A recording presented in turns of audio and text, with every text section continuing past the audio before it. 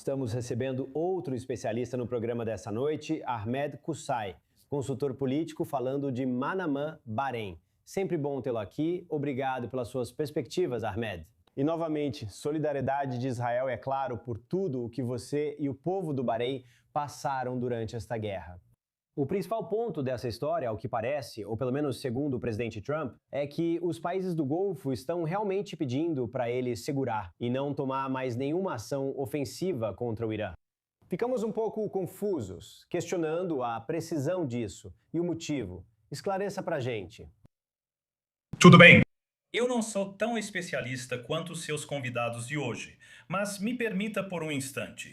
Acho que isso é atribuído ao que é conhecido como a estratégia reflexiva.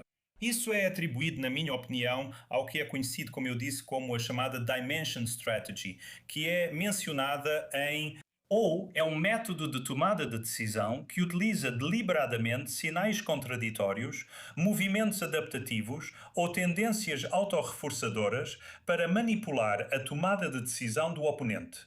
Agora, por que estou dizendo isso? Enquanto nada foi oficialmente anunciado pelos Estados do Golfo e todas essas declarações, vamos voltar a março.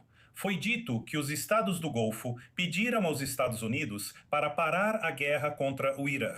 Depois, em abril, o mesmo canal ou a mesma pessoa disse que os Estados do Golfo pediram para eles continuarem a guerra contra o Irã.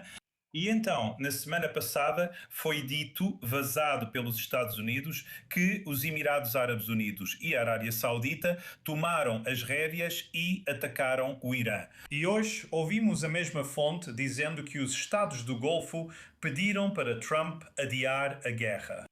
A verdade, na minha opinião, aparentemente está em algum lugar entre tudo isso, o que vai nos levar a outra rodada de guerra. Bem, esse parece ser o ponto mais racional a que se pode chegar nisso, em meio à mistura de relatos diferentes. Olha, ainda assim, existem políticas externas claramente divergentes, digamos, entre os Emirados, o Bahrein e os sauditas.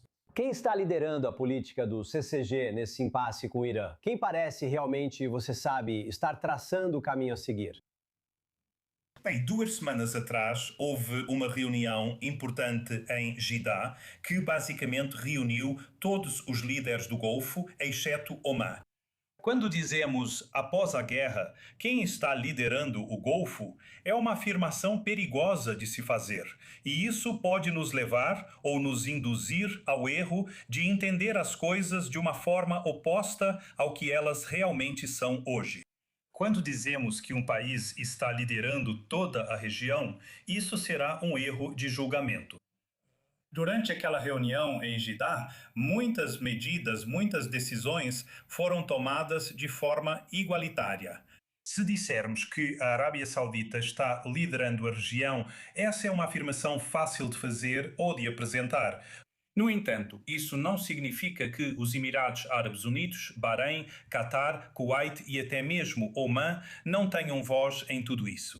Agora, feita essa afirmação, precisamos entender que cada país do CCG tem seu próprio planejamento, mas, ao mesmo tempo, nós, no Golfo, pensamos juntos e coletivamente.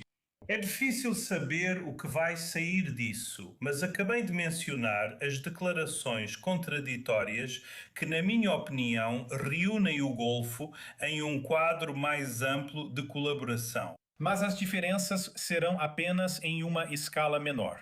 Eu não confiaria na mídia hoje em nada do que ela publica, mas confiaria nas ações. E até agora o Golfo fez questão de mostrar ao mundo todo, e digo isso para amigos e inimigos, que nós realmente trabalhamos juntos.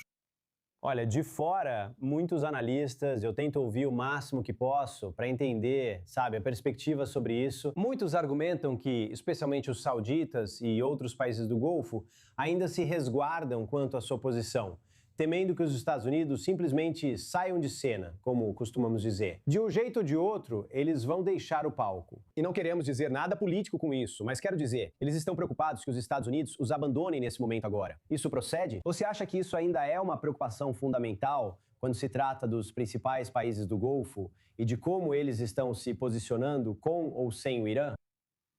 Eu concordo totalmente com essa afirmação. Desde o primeiro dia da guerra, o maior medo era que Israel e os Estados Unidos abandonassem a guerra no meio do caminho e, basicamente, isso nos deixaria com o Irã fora da sua toca. Mantivemos um status quo com o Irã nos últimos, pelo menos, 80 anos. Sem falar, é claro, nos forças por procuração e nas células adormecidas. E eu venho do Bahrein, onde deixamos de manter relações diplomáticas com o Irã nos últimos 11 anos por causa dos danos que eles causaram. Mas, estando aqui hoje, é claro, a maior ameaça à soberania do Golfo é os Estados Unidos abandonarem a guerra pela metade. Dito isso, precisamos manter uma postura diferente, uma estratégia diferente para lidar com esse cenário. E não é um cenário fácil de lidar, especialmente porque a maior parte das nossas capacidades estão focadas na postura de defesa e não em outra coisa. Com certeza foram. Agradecemos seu tempo aqui no programa conosco, Ahmed Kusai, do Bahrein. E obrigado por estar conosco, fique seguro aí, como sempre.